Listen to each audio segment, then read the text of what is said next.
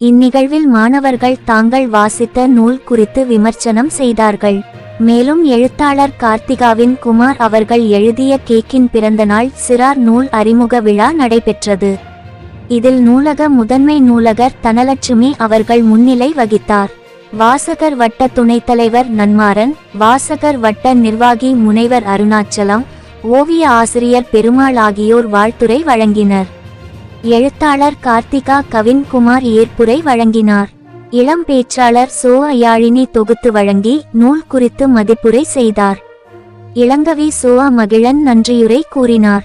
மேலும் ஓவிய ஆசிரியர் பெருமாள் அவர்களால் மாணவர்களுக்கு ஓவிய பயிற்சி வழங்கப்பட்டது. இந்நிகழ்வில் 50க்கும் மேற்பட்ட மாணவர்களும் அவர்தம் பெற்றோர்களும் கலந்து கொண்டு நிகழ்வை சிறப்பித்தனர். திருச்சிராப்பள்ளியில் இருந்து நிருபர் எல் பாபுவின் அறிக்கை.